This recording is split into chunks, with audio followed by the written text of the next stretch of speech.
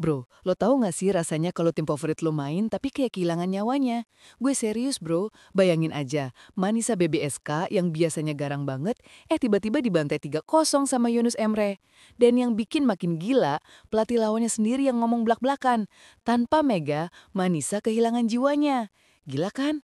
Pelatih lawan bro, ini bukan fans fanatik, ini pelatih yang baru aja ngalahin mereka. Jadi lo bisa bayangin dong seberapa besar pengaruh Megawati Hangesri di Manisa. Gue bakal bahas ini semua, dan gue jamin lo bakal auto merinding.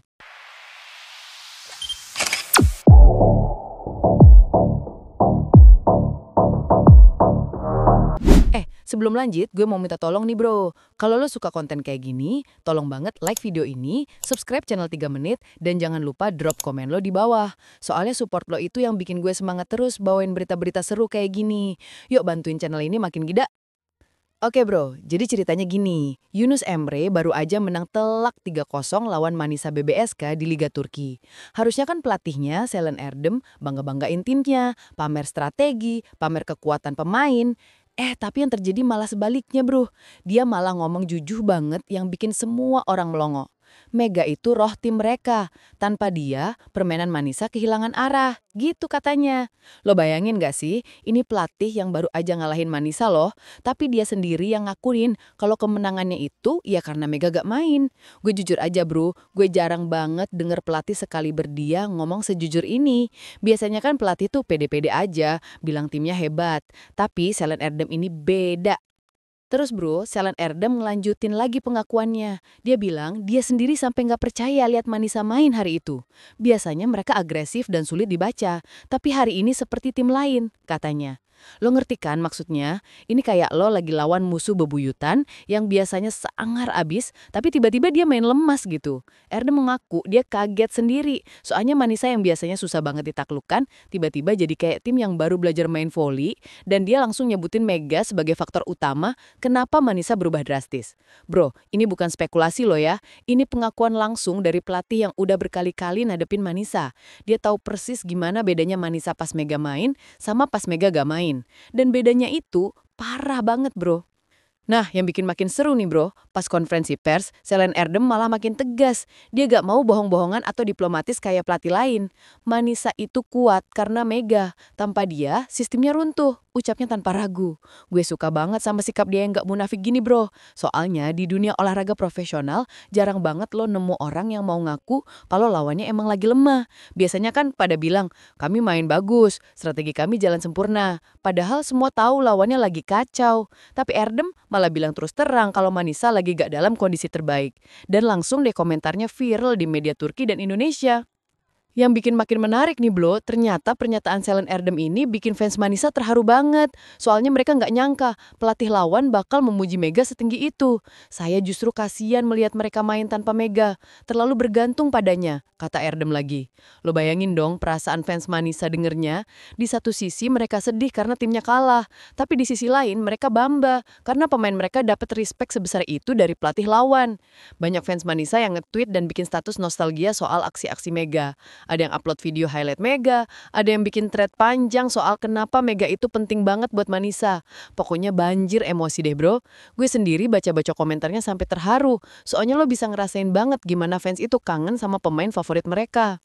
Terus ada lagi nih bro yang bikin gue makin salut sama Selen Erdem. Dia bilang Mega itu bukan sekedar pemain asing. Lo tahu kan biasanya pemain asing di liga luar itu sering dianggap cuma bintang tamu doang.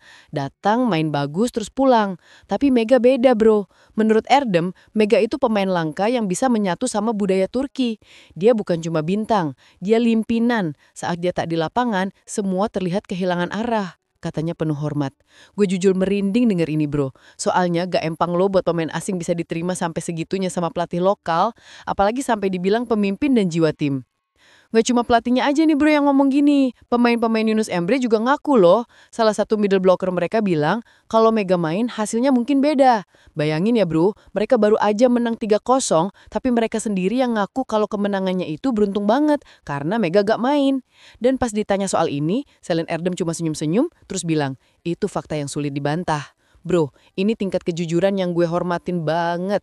Di era sekarang yang banyak orang suka pamer dan gak mau ngaku, sikap Erdem dan pemain-pemainnya ini kayak angin seger.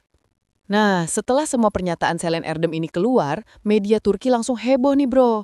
Headline-headline bakal pada nulis, Erdem bilang Mega itu Manisa itu sendiri.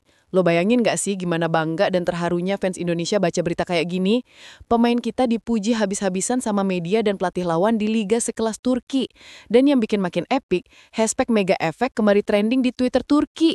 Ya bro, trending. Bukan di Indonesia doang, tapi di Turki juga. Ini artinya pengaruh Mega itu beneran gede banget sampai jadi trending topik di negara orang. Gue scroll timeline kemarin sampai capek, semua orang ngomongin Mega. Dan yang terakhir nih bro, yang bikin gue paling suka. Meski menang besar, Selen Erdem ternyata nggak mau merayakannya berlebihan. Dia malah bilang, saya tidak senang melihat Manisa seperti ini. Mereka hebat kalau lengkap. Semoga Mega segera kembali. Bro, lo dengar nggak sih?